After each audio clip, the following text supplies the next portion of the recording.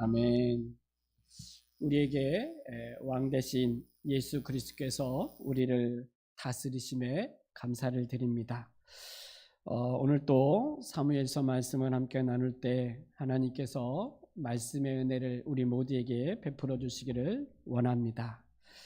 왕을 요구하는 백성들이라는 제목으로 말씀을 함께 나누겠습니다. 그러면 사무엘 이때의 이 시기는 사사시대라고 말씀을 드렸죠. 사사시대의 특징은 그들이 왕이 없으므로 자기 소견에 옳은 대로 행하는 그 시대를 사사시대다 이렇게 말할 수 있습니다. 물론 그 하나님이 왕이시지만 그 하나님을 왕으로 인정하지 않고 자기 소견에 옳은 대로 자기가 왕처럼 결정해서 이렇게 살아갈 때 죄를 범하게 됐죠. 우상을 섬기게 되죠. 그럴 때 하나님께서는 그들을 진노하셨고 그 이웃 나라에게 그 전쟁을 통해서 고통을 당하게 되고 그때 부르짖을 때 하나님은 사사를 세워서 다시 회복시키시고 그리고 다시 하나님께서 평화를 주시는 이 삶이 반복되는 시기가 사사시대예요. 근데 오늘 이 사무엘은 이 사사시대의 마지막 사사예요. 마지막 사사로서 하나님께서 이 사무엘을 부르셨죠. 우리가 지난주 우리 7장을 함께 살펴보면서 드디어 이스라엘 백성들이 이제 이 사무엘을 중심으로 모여서 회개 운동을 벌였고 그리고 다시 여호와만을 섬기기 위해서 우상들을 다 제거하는 일들을 했어요. 이때 블레셋이 쳐들어오면서 이 하나님께서 이 사무엘의 기도를 들으시고 이 블레셋을 물리치는 이런 일들을 겪게 하시면서 사무엘이 사는 날 동안 여호와의 손이 이 블레셋을 막음으로 그들이 이스라엘을 쳐들어올 수 없게 하셨다 이렇게 말씀을 나누었죠. 사무엘이 사는 날 동안 사무엘이 사는 날 동안 뭘 했는가? 그는 하나님의 말씀을 가르치는 일들을 했어요. 사무엘이 말하는 모든 말들을 하나라도 땅에 떨어뜨리지 않게 하셨다 이렇게 하나님이 말씀하셨거든요. 그러니까 사무엘은 하나님이 주신 말씀들을 그의 백성들에게 하나님의 백성들에게 가르치고 참된 예배자로 그렇게 하나님을 섬길 수 있도록 그 일들을 했다라고 볼 수 있어요. 아마 그 삶이 지속적으로 반복되었을 거예요. 왜냐하면 7장에서는 사무엘의 사역이 본격적으로 시작하는 것을 알렸어요. 미스바에서부터 회개운동을 했잖아요. 이때는 아마 젊은 사무엘이에요.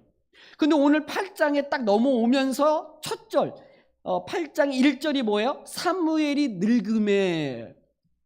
그러니까 사무엘이 7장에서는 젊은 사무엘인데 8장에 넘어오면서 늙은 사무엘을 이야기하고 있어요. 아마 그 젊은 날부터 그는 한나의 기도를 통해서 낳은 아들로 하나님께 드림받아여진 그런 삶을 살았던 사람이 사무엘이잖아요. 아마 그 삶의 인생이 정말 하나님 중심으로 하나님만을 섬기면서 그리고 그의 백성들로 하여금 말씀 중심으로 살도록 가르치는 일들을 했을 것이다. 그리고 늙었다. 이렇게 그냥 그의 생을 압축해서 그냥 딱 넘어오고 있는 게 8장이에요. 근데 문제는 이 8장에서 이 사무엘이 늙었다라는 것과 여러분 늙는 것은 그냥 자연의 이치예요. 사람은 다 늙어요. 시간이 가죠. 2024년이 시작된 지 엊그제 같은데 벌써 한 달이 지나고 마지막 주일 예배를 드린다고 이렇게 또 기도를 하셨는데 참 시간이 빨리 흘러요. 늙어가죠. 근데 이 늙는 게 문제가 아니에요. 늙는 건 그냥 자연적인 이치죠. 그러나 이 사무엘의 늙음으로 인하여 어떤 일이 이제 발생되어진다는 거죠.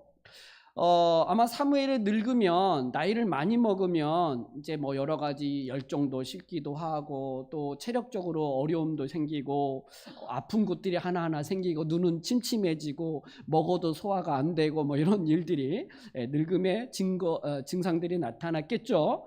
그러면서 사무엘은 자기가 이제 옛날 젊었을 때처럼 막 여러 곳을 돌아다니면서 말씀을 가르치는 것과 재판하는 일들, 판결하는 일들, 다스리는 일들을, 이 사무엘이 하는 일들이 점점 이제 어려워지니까 그는 두 아들들에게 이 사사로 세웠어요.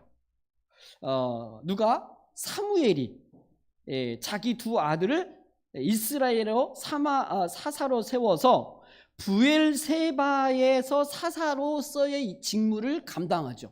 여러분, 사사의 주하는 일은 사사가 하는 주된 일은 뭐냐면 재판하는 일이에요. 판결하는 일이에요.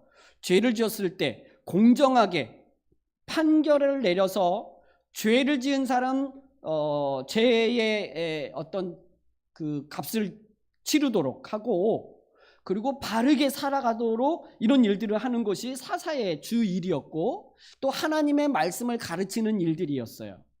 근데 문제는 이 사사를 사무엘이 그냥 임의로 세울 수 있는가 라고 하는 거죠. 사사의 일이 그냥 혈통적으로 가문에서 이어지는가? 그건 아니었어요. 여러분, 사사 시대에 많은 사사를 하나님이 택하여서 이 사사로 일을 감당하게 할 때 하나님의 영이 임한 자가 사사가 된 거였어요. 아버지가 사사니까 그 아들이 사사가 되는 게 아니에요. 근데 사무엘은 지금 자기 두 아들을 사사로 임명을 했어요. 그 아들들의 이름이 이전에 나오는데, 요엘과 첫 번째 아들, 장자의 아들의 이름이 요엘이고, 차자의 이름이 아비야인데요. 여러분, 요엘이라는 이 아들의 이름의 뜻이 뭐냐면 하나님은 나의 하나님이시다 라는 뜻이에요. 너무 좋죠. 하나님은 나의 하나님. 이 아비야라는 이름의 뜻은 뭐냐면 하나님, 그 하나님은 나의 아버지시다 라는 고백이에요.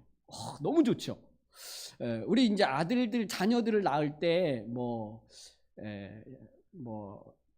하은이 이렇게 이름도 짓고, 은혜 이런 짓기도 하고, 막 그 하나님의 은혜 여러 의미를 압축해서 막 이름을 짓잖아요. 바울이라는 이름도 짓고 요한이라는 이름도 짓고 막 이렇게 짓는데, 그것은 하나의 그냥 소망이기도 하고, 그런 이름처럼 살았으면 좋겠다라는 마음에서 그냥 이름을 짓잖아요. 아마 이것은 사무엘의 신앙 고백이기도 했을 거예요.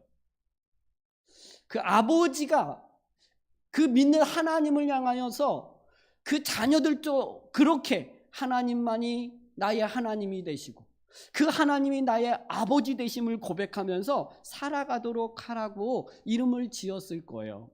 근데 이 두 아들들이 이름처럼 살지 않아요. 그렇잖아요. 자녀만큼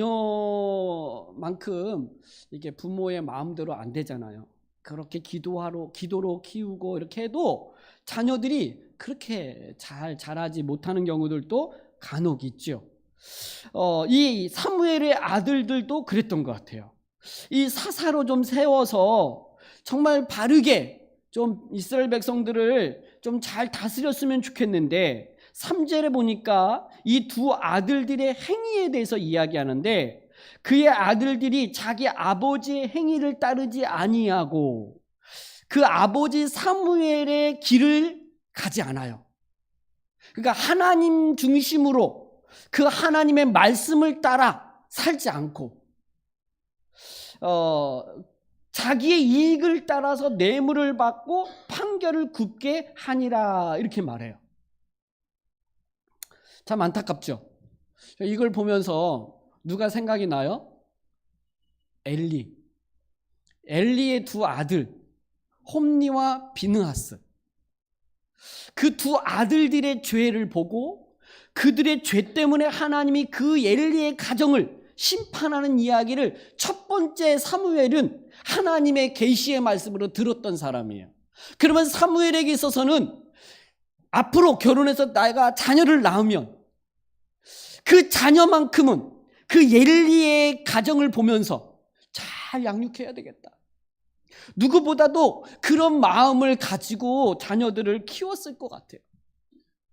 그런 이 엘리의 그 가정의 무너짐을 보면서 우리의 가정도 그렇게 되지 않기를 소망하면서 그렇게 했던 것 같아요. 그런데 이 사무엘의 두 아들도 그가 바라는 것처럼 되지 못해요. 참 안타깝죠. 이 사무엘이 아마 그래서 부엘세바의 사사로 삼았다라는 이 말이 의미가 있어요. 여러분, 사사를 세울 때에 한 지역을 국한하지 않아요. 근데 두 아들을 사사로 세워놓고 부엘세바에서 사사가 되니라 이렇게 말을 했는데, 여러분, 부엘세바는 이스라엘 땅에서 가장 남쪽, 가장 아래에 있는 지역이 부엘세바예요. 단에서부터 부엘세바까지, 이게 백두산에서 한라산까지 뭐 이런 말을 쓸 때 가장 남쪽에 있는 그 아래에 있는 지역이에요. 그러니까 그쪽 한정되어서 좀 사사로서의 그 일을 좀 잘 감당하는 마음으로 이렇게 좀 했던 것 같아요. 그 나머지 지역은 사무엘이 그래도 이렇게 다스리면서 이렇게 했는데, 아들들만큼은 그곳에서라도 좀 잘하기를 바랬던 것 같은데, 문제를 일으킨 거죠. 자, 이게 이제 발단이 돼서 4절부터 이스라엘 모든 장로들이 라마에 있는 사무엘에게 찾아와요. 여기서 이스라엘의 모든 장로들, 그러니까 모든 장로라는 말은 이스라엘 전체를, 모든 사람들이 다 사무엘에게 나왔다라고 말할 수 있는 거죠. 그러면서 하는 말이 5절에 이 장로들이 나와서 사무엘에게 하는 말이, 당신은 늙고 당신의 아들들은 당신의 행위를 따르지 아니하니 그러니 모든 나라와 같이 우리에게 왕을 세워 우리를 다스리게 하소서라고 제안을 해요. 그러니까 지금 백성들이 보니까, 이스라엘 장로들이 보니까 사무엘은 늙었어요. 지금까지 사무엘을 중심으로 이스라엘 백성들이 평화를 누렸고, 그리고 하나님 앞에 회복되어서 예배를 드리고 이렇게 했는데, 사무엘이 늙은 거예요. 이제는 위기가 좀 찾아올 것 같은 거예요. 그래서 사무엘이 그 아들들이라도 좀 잘 사사의 일을 직무하면 좋겠는데, 그 아들들도 문제인 거예요. 그러니까 위기감이 생기니까 걱정된 마음으로 사무엘에게 찾아오는 건 저는 문제가 없다고 생각해요. 여러분, 우리에게 있어서 어떤 위기감이 올 때, 어떤 문제가 생길 때에 여러분 당연히 찾아와야죠. 하나님 앞에 엎드려야죠. 그리고 이 위기감 앞에, 뭔가 문제가 생기는 것 앞에서 어떻게 할 것인가를 생각하고 이렇게 하는 것은 참 옳은 자세이고 태도라고 생각해요. 근데 문제는 그들이 사무엘에게 와서 두 가지, 당신은 늙었고 당신들의 아들들은 행위가 당신을 따르지 아니하니까, 그래서 대안이 뭐예요? 모든 나라와 같이 우리에게 왕을 세워 우리를 다스리게 하소서. 여러분, 이 말이요, 여러분 어떻게 들립니까? 여러분, 이 말이 어떻게 들립니까? 모든 나라와 같이와 첫 번째, 우리에게 왕을 세워 우리를 다스리게 하소서, 이렇게 말했어요. 모든 나라, 그러니까 주변에 있는 다른 나라들처럼 그들이 왕 체제를, 제도를 가지고 그 왕 중심으로 나라를 다스리는 것처럼 우리도 그들처럼 왕이 필요합니다. 이렇게 얘기해요. 여러분, 하나님께서 이스라엘 백성들을 애굽에서 구원하시면서 구별된 거룩한 하나님의 백성으로 삼으셨어요.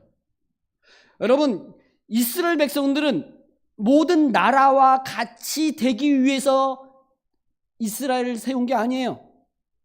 모든 나라에서 구별되어진 나라를 세우기 위해서 이스라엘을 선택한 거예요. 다른 나라처럼 살아가지 않고 하나님 중심으로 하나님의 나라를 세우려고 이스라엘 백성들을 구원해내어 하나님의 나라, 이스라엘 나라, 거룩한 나라, 제사장 나라를 세우신 거라고요. 모든 나라처럼 되려고 하는 게 아니었어요.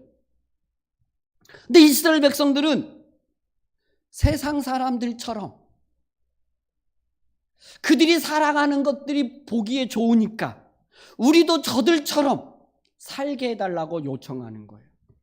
여러분, 20절에 보면 우리도 다른 나라들 같이 되어 우리의 왕이 우리를 다스리며 우리 앞에 나가서 우리의 싸워야 할 것입니다. 이렇게 사무엘에게 말할 때 우리도 다른 나라들 같이 되어 다른 나라 같이 되지 않도록 하나님이 이스라엘을 부르셨는데 이스라엘 백성들은 다른 나라들처럼 되기 위해서 왕을 세워달라고 요청하고 있는 이 어리석고 무지한 백성들의 모습을 보여주고 있죠.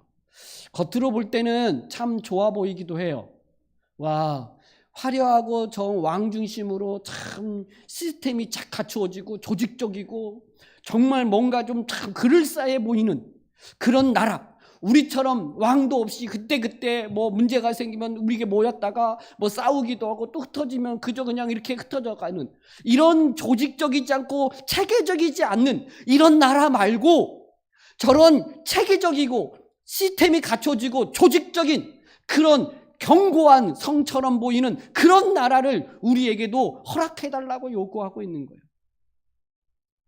여러분, 이스라엘 백성들은 그렇게 세상 나라들처럼 조직적이고 체계적이고 정말 잘 갖추어진 시스템을 중심으로 움직이는 게 아니라 하나님 중심으로, 율법 중심으로 그 하나님이 말씀하신 대로 그 하나님 앞에서 살아가는 게 이스라엘 백성들이에요. 보기에는 저것들이 뭐야? 조직적이지도 않고 뭔가 시스템도 없는 것 같고 뭔가 뭐 체계적인 것 같지도 않은데, 그런데 그들 가운데 살아계신 하나님이 그들을 이끌으시고 다스리시고 그 넘어질 것 같은데 넘어지지 않는 그런 세상과 구별되어진 나라가 이스라엘 나라예요.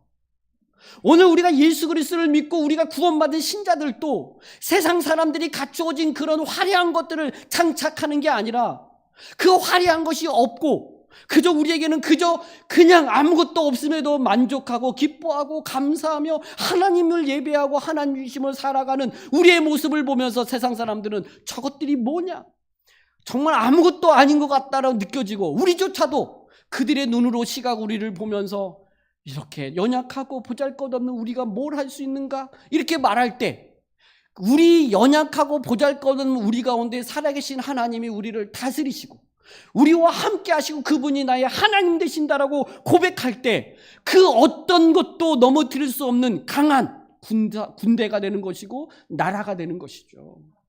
이스라엘 백성들은 하나님을 모르니까, 그 하나님이 누구신지를 모르고 자기들이 누군지를 모르니까 그저 세상 사람들이 갖추어진 그 화려한 것들을 보면서 우리도 다른 모든 나라들처럼 우리를 다스리고 전쟁할 때 그 왕을 중심으로 우리를 이끌어 나가 싸울 수 있는 그런 왕을 달라고 요청을 하고 있는 이 모습이에요. 그리고 이것이 얼마나 큰 죄인지 악한 것인지도 모르고 요청하고 있죠. 참 무지하면요, 참 어리석으면 하나님 앞에 막 구하는 것이 그게 뭔지도 모르고 그냥 막 말해요. 부끄러운 건데 막 그냥 그걸 막 말해. 여러분, 이건 왕을 세워 우리를 다스리게 하소서. 두 번째 이렇게 말할 때 우리에게 왕을 세워 우리를 다스리게 하소서, 이 말은 뭐예요? 지금 눈에 보이진 하나님이 우리의 왕이 아니고 그런 하나님 말고 우리에게 왕을 달라고 요구하는 거예요. 그러니까 하나님이 이스라엘의 왕이신데, 하나님이 지금까지 이스라엘 백성들을 다스리시고 인도해 오셨는데, 눈에 보이지 않는 하나님 말고요, 그런 하나님 말고, 그런 왕 말고 눈에 보이는 왕을 세워달라고 할 때, 이거 정말 하나님 앞에 모독하는 거잖아요. 또 하나, 여러분, 사무엘이 사사로 등극되어지면서 누가 다스렸다 그랬어요? 이스라엘을. 사무엘이 다스렸다 그러잖아요. 7장 15절부터 18절에 반복되어지는 단어가 사무엘이 사는 날 동안에 이스라엘을 다스렸으되, 16절에도 그 모든 곳에서 이스라엘을 다스렸고, 17절에 보면 이스라엘을 다스렸으며, 사무엘이 이스라엘을 다스렸어요. 사무엘 중심으로 이스라엘 백성들이 살았다고요. 근데 지금 늙었다고, 사무엘이 늙었다고, 우리를 다스릴 왕을 세워달라고 사무엘에게 요청하고 있을 때, 이건 어떻게 보면 사무엘을 이제는 그만두시고 당신 내려놓고 다른 우리를 다스릴 사람을 세워달라고 요청하는 거예요. 이거 굉장히 사무엘을 버리는 거죠. 사무엘을 이제는 이제 모든 권한을 좀 이제 그만두라, 이렇게 요청하는 것 같은 거예요. 아니, 첫 번째는 하나님이 왕 되심을 거부하는 거고, 그리고 지금 눈에 하나님을 대신해서 이스라엘 다스리는 사무엘을 버리는 거죠. 이들이 요청하는 이것은. 그러니까 사무엘이요, 기뻐하지 않아요. 이스라엘 백성들이 요구하는 이 일을 사무엘은 기뻐하지 않아요. 하나님이 이스라엘에게 베푸신 하나님은 이스라엘에게서 출애굽 때부터, 예굽에서부터 이스라엘의 하나님이셨어요. 그리고 이스라엘은 그의 백성이었죠. 그들이 능력 있거나 화려해서 그들이 가나안 땅을 정복하여 온 게 아니었어요. 전적인 하나님의 은혜와 하나님의 능력 가운데에 이스라엘 백성들이 가나안 땅까지 왔고, 가나안 땅을 정복하여 그 땅에서 살고 있는 것은 하나님이 그들에게 허락하신 것이었죠. 하나님이 그들의 왕이었어요. 하나님이 그들을 다스렸어요. 근데 이스라엘 백성들은 그 하나님이 아닌, 하나님이 더 이상 우리의 왕이 아니고 눈에 보이는 왕을 요구하는 거죠. 왜요? 모든 나라에 왕이 있는 것처럼.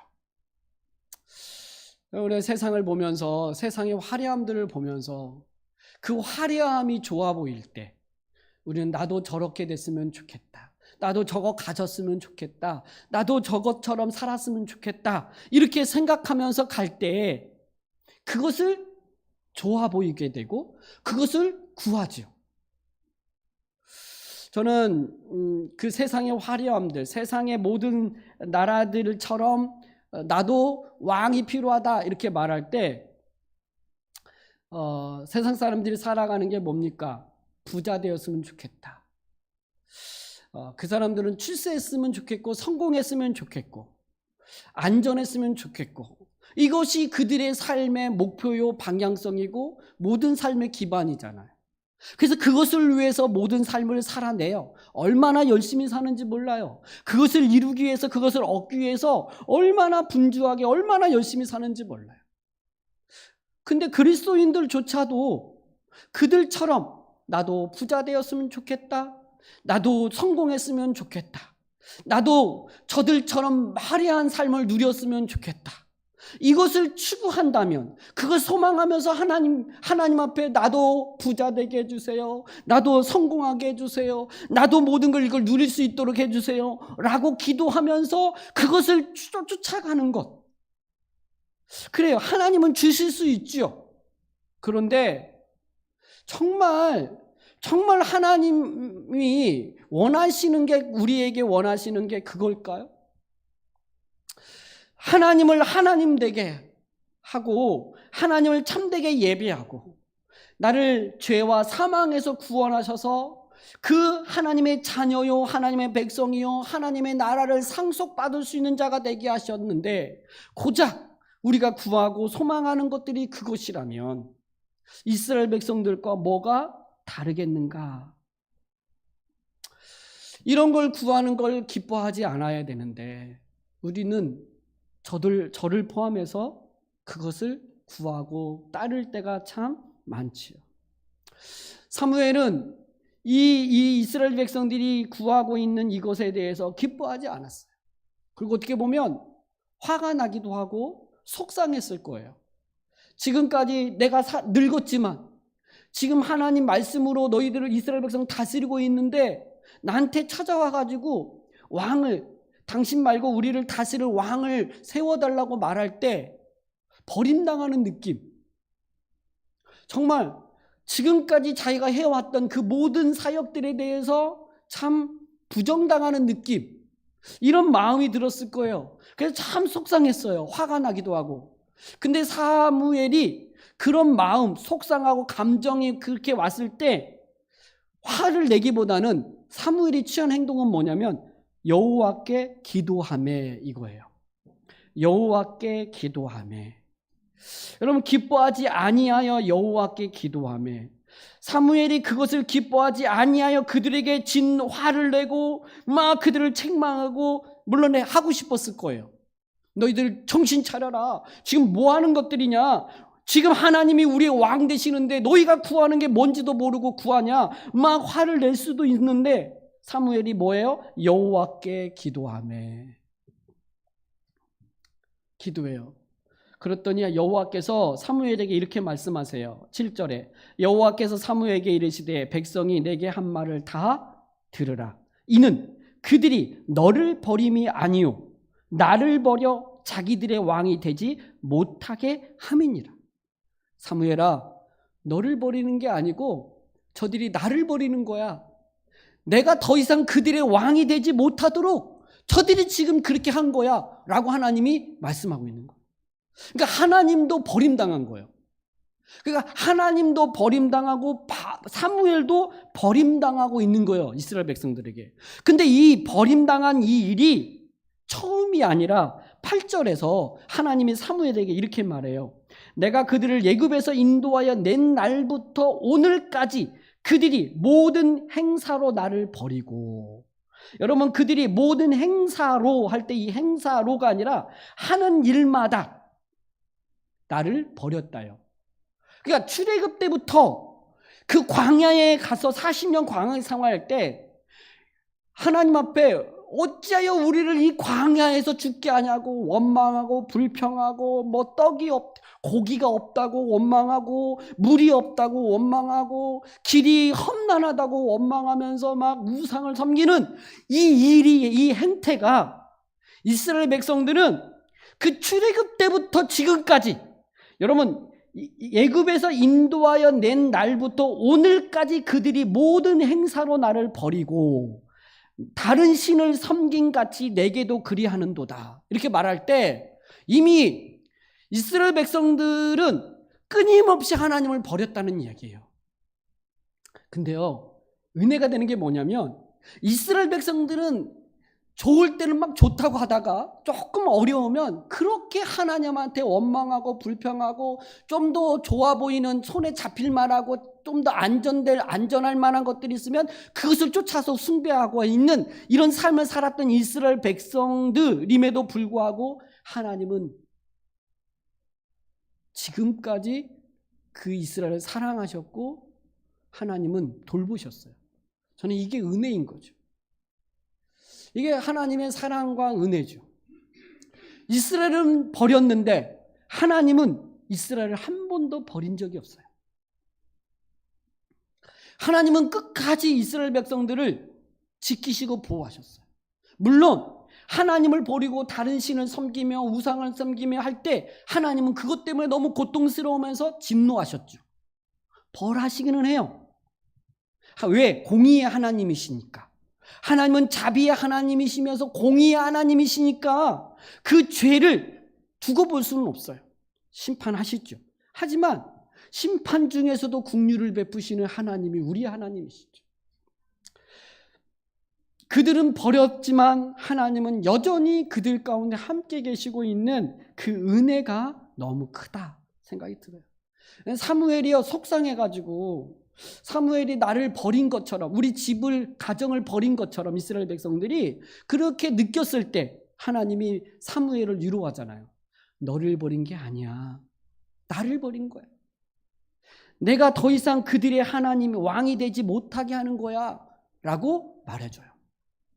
그리고 사무엘에게 하는 말이 그들이 말한 대로 다 들어주라 그래요. 하나님도 싫어하는 일이고 사무엘도 기뻐하지 않은 일이에요. 그런데 백성들이 요구하니까 하나님은 허락을 해요. 여러분, 하나님이요, 우리가 옳은 길을 갈 때 참 하나님 기뻐하시지만 우리가 잘못된 길을 갈 때 어떨 때는 하나님이 그 길을 가지 못하도록 탁 돌이키기도 하시지만 허락하는 경우들이 있어요. 그 잘못된 길을 가면서 이거 정말 하나님을 떠난 일인데, 하나님을 버린 일인데 그 길을 가겠다고 할 때 내버려 둬요. 그냥 허락하세요. 그리고 그냥 만신창이가 돼서 하나님 앞에 돌아오게 하죠. 이렇게 그런 길을 가지 말아야 되는데 우리의 인생에서 가끔 곁길로 갈 때가 있어요.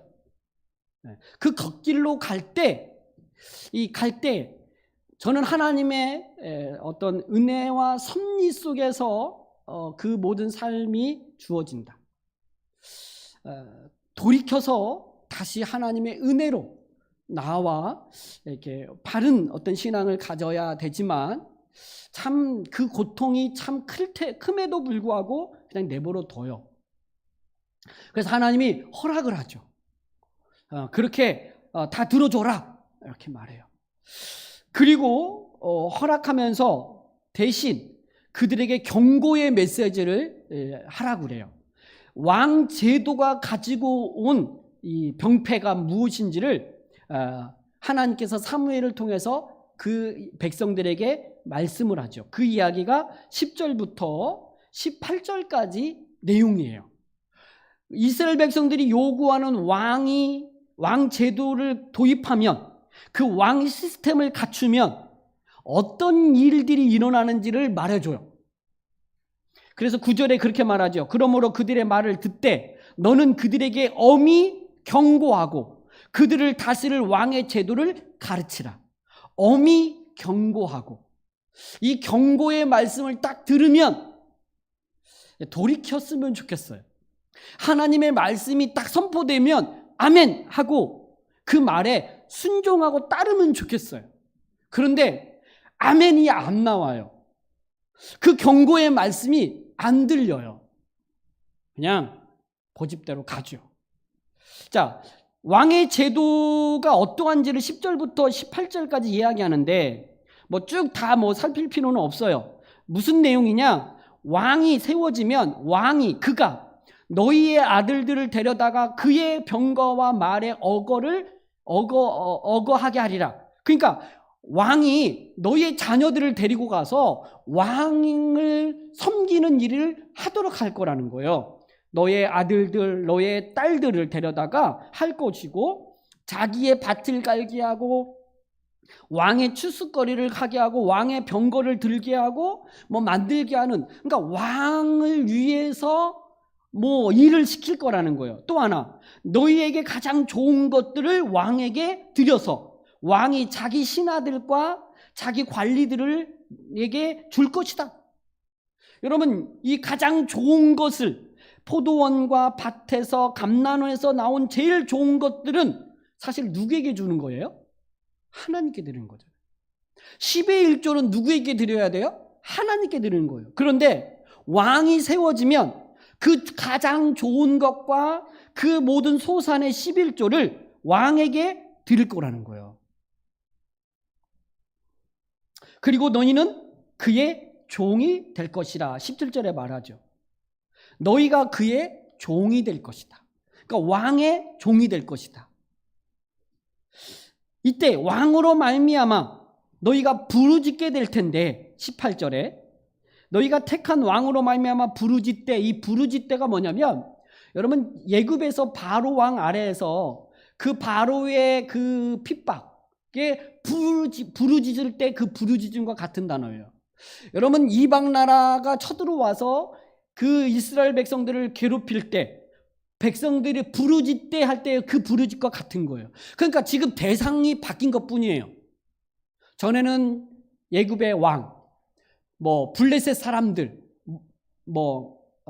미디안 사람들, 이런 다른 나라 사람들 때문에 부르짖던 그 부르짖음이 너희가 택한 왕 때문에 너희가 부르짖게 될 건데, 그 너희가 부르짖을 때에 그날에 여호와께서 너희에게 응답하지 아니할 거다.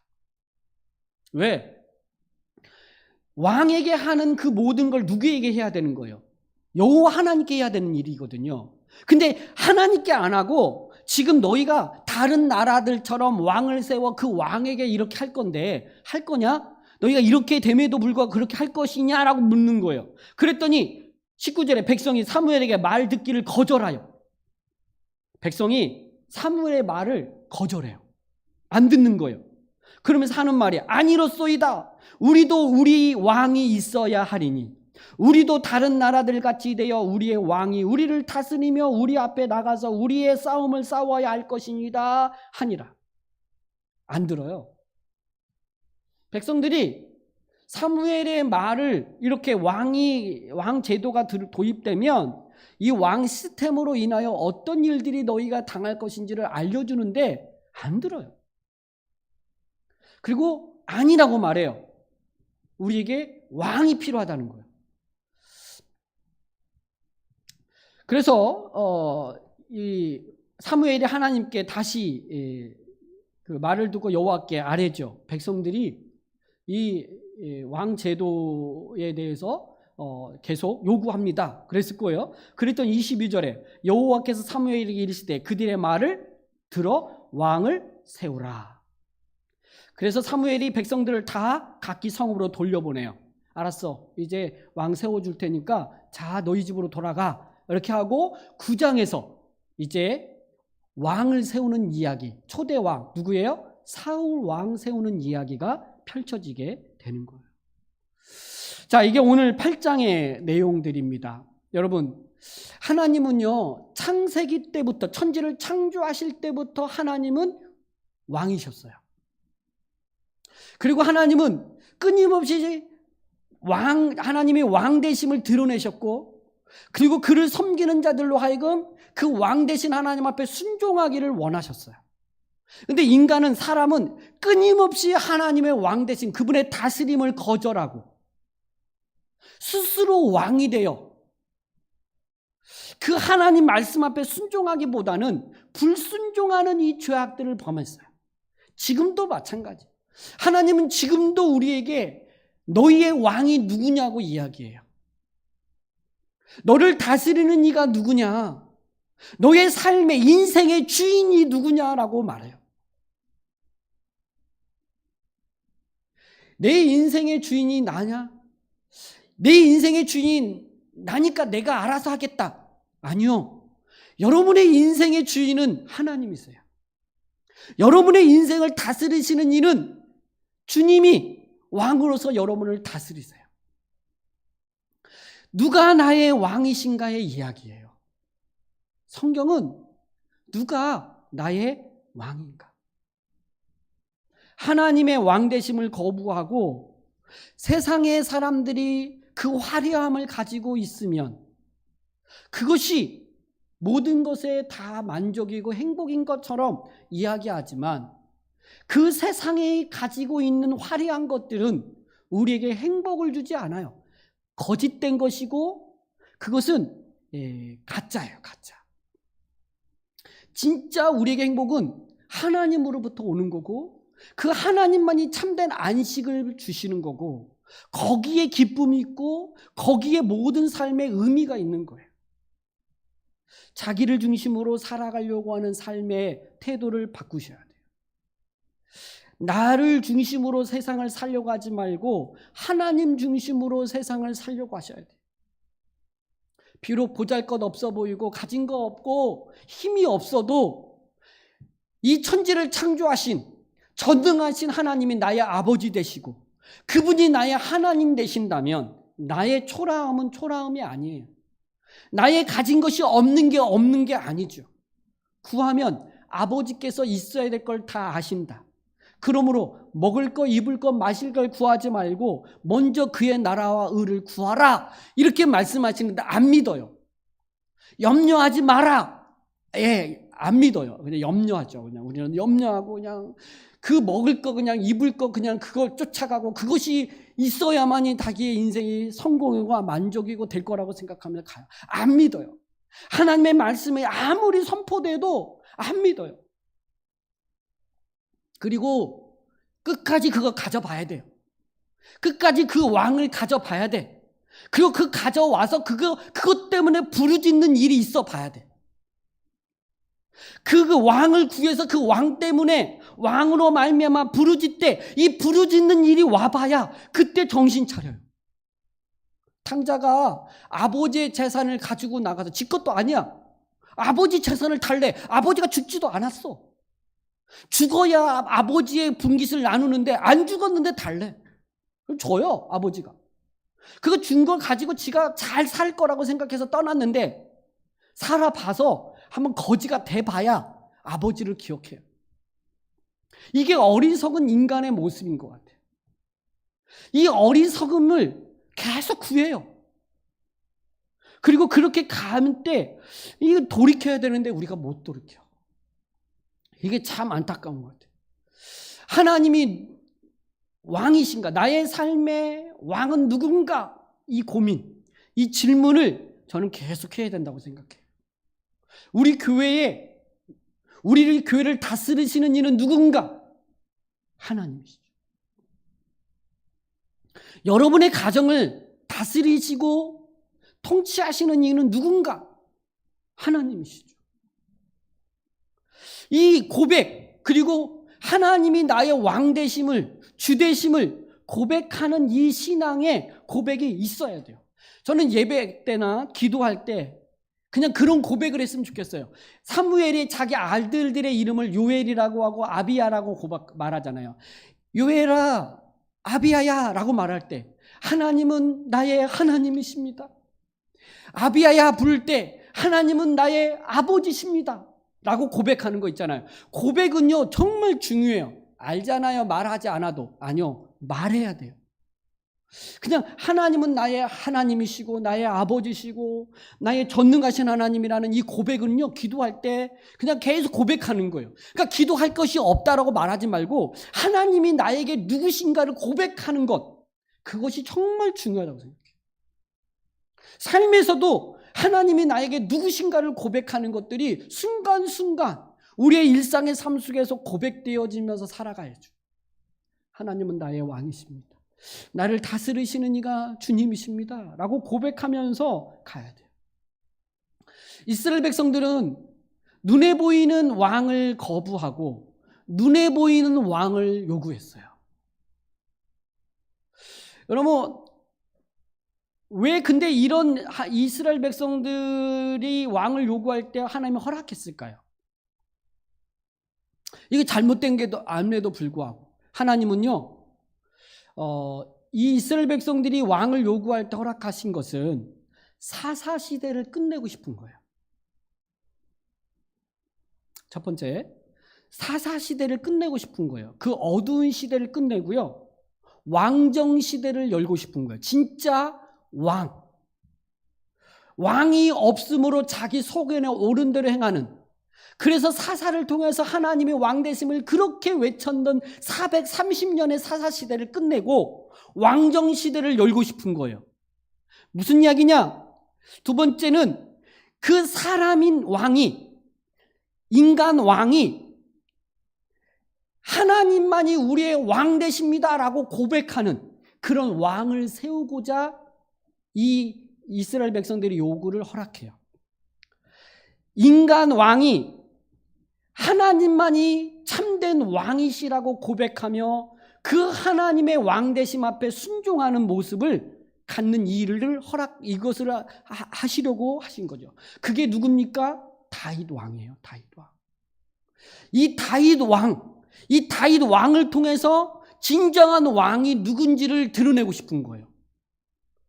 그러니까 자기들이 눈에 보이는 그 다윗 왕을 통해서 그 다윗 왕이 내가 왕이 아니라 하나님만이 왕이시다. 그리고 왕중심으로 이스라엘 백성들이 살아가도록 하기 위해서 왕제도를 도입하면서 왕정 시대를 열기 시작하는 거죠. 그러나 인간의 왕은 타락하죠. 왕이 타락하니까 백성들이 또 타락하면서 엉망이 돼버려요. 그래서 솔로몬 왕 이후에 모든 이스라엘 백성들은 참된 왕, 의로운 왕을 기다리게 되고, 그 의로운 왕, 참된 왕으로 이 땅에 오신 이가 바로 예수 그리스도이신 거죠. 예수님이 우리의 왕이세요. 예수님이 태어날 때 동방 박사들이 유대인의 왕이 어디에 나셨느뇨? 라고 물었어요. 빌라도가 예수님이 재판 앞에 섰을 때 네가 당신이 유대인의 왕이냐 물었을 때 내 말이 옳도다 이렇게 말했어요. 예수님께서 십자가에 못 박혀 죽으실 때 제패가 뭐였냐면 유대인의 왕 예수, 이렇게 기록되어 있어요. 예수님이 누구시냐면 왕으로 오셨어요. 그러나 유대인의 왕이 아니라 그 하나님의 백성의 왕, 교회의 왕, 신자의 왕, 물론 모든 만왕의 왕이시지만 그 예수님 참된 왕으로 이 땅에 오셔서 그 모든 자기 백성들의 죄를 대신하여 십자가에 죽으심으로 그 예수 그리스도 안에 하나님의 백성이 되어진 그 참된 왕으로 이 땅에 오신 것이죠. 근데 문제는 그 예수님이 인간의 모습으로 오셔서 왕으로서 이 땅에 사시다가 십자가에 죽으시고 부활하셔서 승천하신 다음에 우리 눈에 또 안 보여요. 그러니까 오늘날 교회가, 신자들이 또 눈에 보이지 않는 그 예수님의 왕 되신 예수님을 안 보인다고 또 다시 보이는 왕들을 쫓아가는 이 어리석음들을 보여지는 게 우리의 연약함이죠. 근데 주님은 승천하시기 전에 요한복음에 보면 내가 떠나는 것이 너희에게 유익하다. 내가 너희에게 떠나는 것이 너희에게 유익하다고 말씀하셨어요. 왜? 내가 떠나면 성령이 너희에게 오실 것이다. 성령이 너희를 인도할 거고 너희를 다스릴 거다. 이렇게 말했어요. 그래서 예수님이 부활하시고 승천하신 다음에 성령이 이 땅에 오셔서 예수님을 대신하여 성령이 우리를 다스려 가시는 거예요. 성령의 인도하심을 받는 거예요. 이 성령은 예수님을 나의 구주로 나의 주님으로 믿을 때 성령은 내주하세요. 그래서 우리 안에서 성령을 통해서 예수님이 나의 구주십니다라고 고백하게 되고 하나님이 나의 아버지십니다라고 고백할 수 있는 것은 바로 우리 안에 성령이 계시기 때문이에요. 그 성령의 인도하심을 받으며 살아가는 자들이 신자인 거고 하나님의 백성들이죠. 그래서 말하지 않아요. 이미 예수님을 믿고 성령 받은 사람들은 세상의 헛된 것들을 쫓아가지 않고 복음을, 하나님의 말씀을 들으면 우리 안에 계시는 성령 때문에 기쁨이 일어나요. 감사와 감격이 일어나죠. 성령의 사람들은 이것이 통해지는 거예요. 그래서 성령을 따라 살아가는 자들이 되는 거죠. 성령은 말씀 가운데에 말씀이 선포할 때의 역사예요. 성령이 오셔서 하시는 일은 뭐냐면 하나님을 믿게 하고 예수 그리스도의 십자가 이 사역으로 인한 구원을 누리게 하는 게 성령의 역사예요. 그러니까 예수님과 하나님을 온전히 믿게 하는 게 성령의 역사예요. 그래서 예수님을 믿고 그 예수님을 믿을 때 오는 구원의 그 은혜를 누리게 하는 게 성령이에요. 믿을 때 죄사함의 은혜를 내 안에 누리게 하고 그 예수님 안에서 참된 안식과 복락을 누리게 하는 것이 바로 이 성령께서 우리 안에서 하시는 일이죠. 이 성령은 하나님의 말씀이 선포되어지면서 역사하세요. 그래서 또 하나 우리에게 예수님이 우리의 왕으로 우리를 다스림의 방식이 성령을 통해서 다스리고 또 말씀으로 우리를 다스리시는 일들을 하시고 또 이 말씀을 가르치고 전하는 목사와 장로를 통해서 이 일들을 하게 하세요.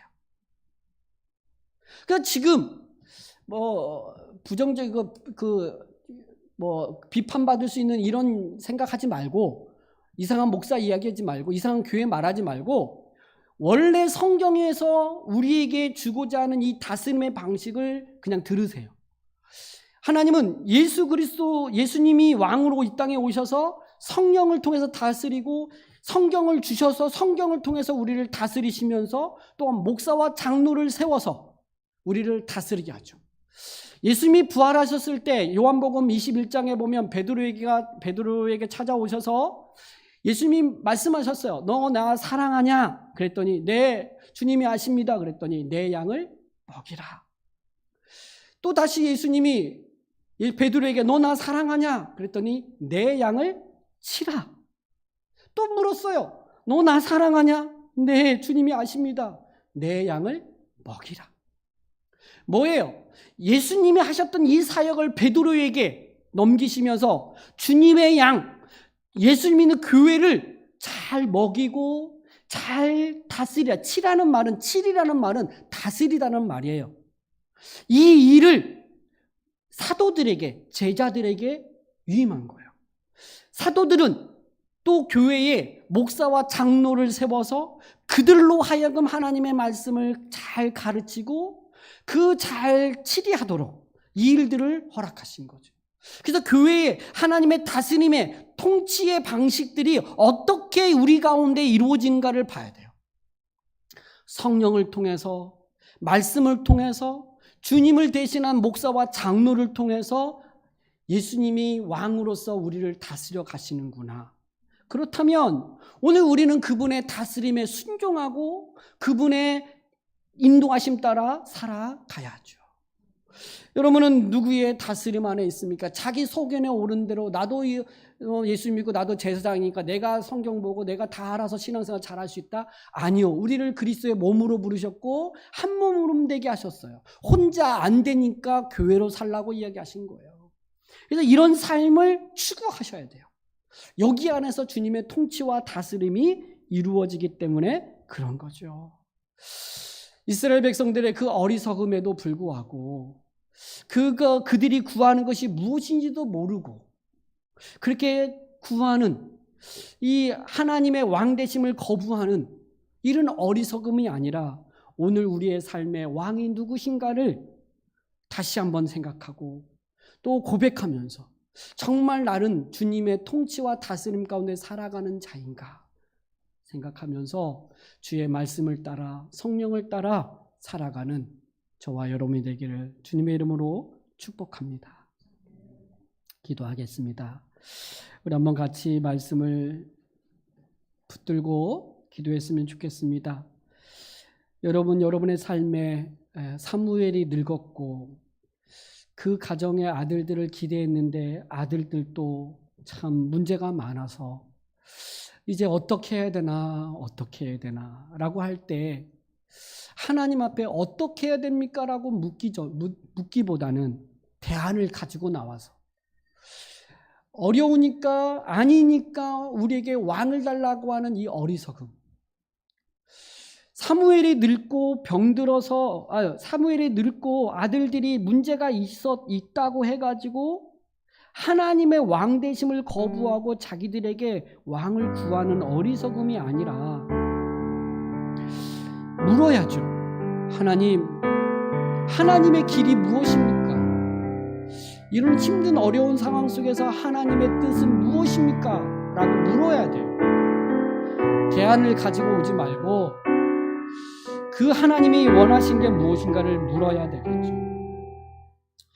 그리고 우리에게 진정한 왕이 바로 하나님 되심을, 예수 그리스도이심을 그렇게 고백하면서 주님의 다스림 아래 성령의 인도하심 가운데에 말씀을 중심으로 그 하나님이 세우신 그 질서 아래서 우리가 살아가는 그런 하나님의 사람들 되어지고 그렇게 회복되어져 갈 수 있도록 우리 하나님 도와달라고, 교회 가운데 하나님 은혜를 베풀어 달라고 함께 기도하겠습니다.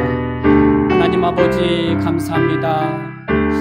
우리의 삶에 위기가 오고 또 여러 가지 어려움들이 올 때에 그 문제 앞에서 그저 우리의 세상적인 방식으로 그 세상적인 어떤 것들을 도입하기보다는 하나님이 정말 원하시는 것이 무엇인가를 구하고 하나님의 뜻이 무엇인가를 구하며 하나님 앞에 엎드리게 하시고 주님이 나의 왕 되심을 우리의 모든 것의 왕이 누구신가를 다시 한번 고백하며 주님 앞에 나아갈 수 있는 은혜를 허락하여 주시기를 원합니다. 하나님, 우리의 삶의 인생에 하나님이 왕이시고 우리의 가정에, 우리 교회에 정말 왕이 주님이심을 고백하며 주님의 다스림과 주님의 통치 아래서 하나님 세워져 갈 수 있도록 하나님 붙들어 주시기를 원합니다. 하나님, 어떤 사람의 리더십이 아니라, 강한 리더십이 아니라 정말 주의 말씀으로 주님의 통치 가운데에서 교회가 움직여지게 하여 주시고 하나님의 영광이 교회 가운데에 나타날 수 있도록 하나님 역사하여 주시옵소서. 아버지 하나님, 붙들어 주시기를 원합니다. 하나님, 우리를 불쌍히 여겨주시기를 원합니다. 주님 인도하여 주시옵소서. 하나님 아버지, 우리에게 참된 왕을 보내주셔서 우리를 다스리게 하시니 감사합니다. 예수 그리스도 중심으로 살아가게 하시고 예수 그리스도께서 우리를 위하여 그 십자가에서 행하신 일이 무엇인지 깊이 깨닫고 붙들고 고백하며 살아가는 자들이 되게 하여 주시옵소서. 또 예수 그리스도께서 우리의 왕으로서 우리를 다스리시되 성령을 보내주시고 또 말씀을 주시고 또 목사와 장로를 세워주셔서 우리 가운데에 그 하나님의 왕되심을 드러나게 하여 주셔서 우리가 그것을 잘 믿고 따르며 예수 그리스도 중심으로 살아가고 세워져가는 은혜를 우리에게 허락하여 주시옵소서. 감사드리며 예수 그리스도의 이름으로 기도드리옵나이다. 아멘.